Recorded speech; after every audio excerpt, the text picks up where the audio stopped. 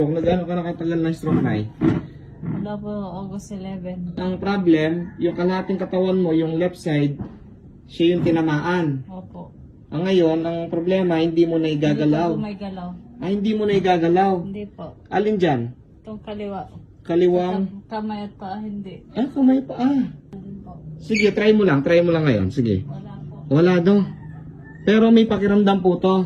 Manid siya. Diretso na tayo sa guys, sa relief.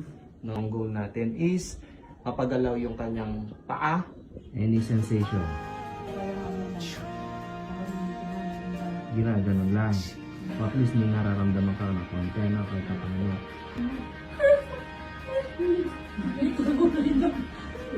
Nagagalaw mo na, Nay? Sige, try mo nga. Oh. So, magpuproceed na tayo sa vagus nerve stimulation or tinatawag na TAVNS, transcontinuous auricular vagus nerve stimulation, na which is direct from the brainstem.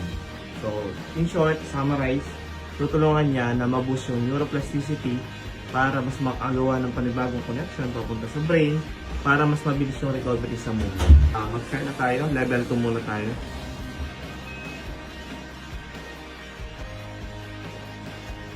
Wait. Focus, lead. You can do it. Good job. Good job. Good job. Oh. Sige. Kaya mo yan. Good job.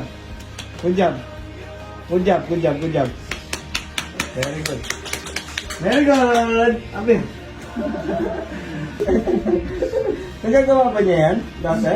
Ha? Kailangan pong Kailangan pang itaas si nanay.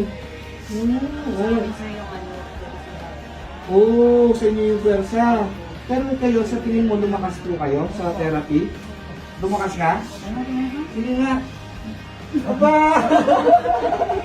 So, dati ginaganon nyo, no? Nakatulong po yung therapy sa inyo, ng iDoc. Ano masasabi mo sa, sa iDoc? Thank you po. Ano masasabi mo sa kagaya mong may stroke? Ayan, tingin ka sa camera. Marami sana kayo mas natulungan pang tulad ko. Ano yung pinakapangarap mo? Ngayon taon na. Nakalakad po. Nakalakad. Namimiss mo na yung dati. Opo. Aba.